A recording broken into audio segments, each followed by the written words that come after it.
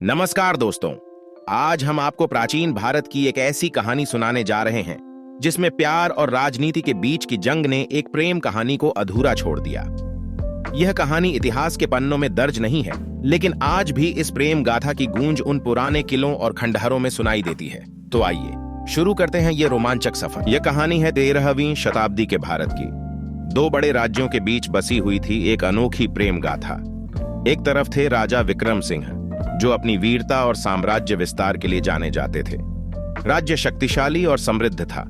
दूसरी तरफ थी राजकुमारी मेघना, जो अपनी अद्भुत सुंदरता और बुद्धिमत्ता के लिए पूरे भारत में प्रसिद्ध थीं।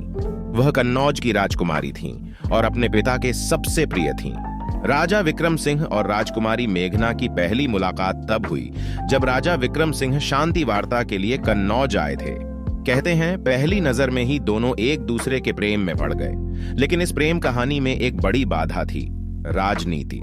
कन्नौज और राजा विक्रम सिंह का राज्य हमेशा से प्रतिद्वंद्वी रहे थे और इस प्रेम कहानी को उनके शत्रु राज्य कभी स्वीकार नहीं कर सकते थे। राजा विक्रम और राजकुमारी मेघना ने गुप्त रूप से मिलना शुरू किया। वे कन्नौज के महल के पास एक प्राचीन मंदिर में मिला करते थे।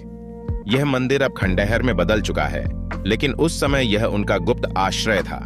कहते हैं उन दोनों ने वहां साथ जीने और मरने की कसम खाई थी।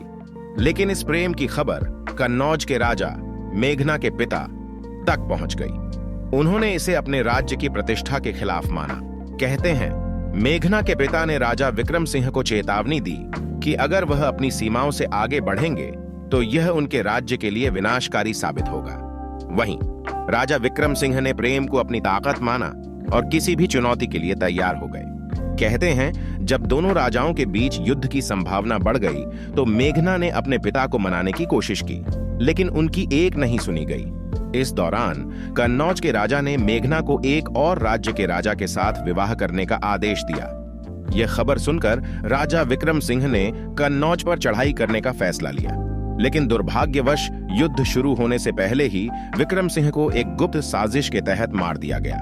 राजा विक्रम सिंह की मौत के बाद मेघना ने अपने पिता के आदेश को मानने से इनकार कर दिया। वह अपने गुप्त मंदिर में गईं और अपने जीवन का अंत कर लिया। कहते हैं आज भी उस मंदिर में उनकी आत्मा की गूंज सुनाई देती है। स्थानीय लोग कहते हैं कि वहां रात के समय प्रेम के गीतों की धुनें सुनाई देती हैं।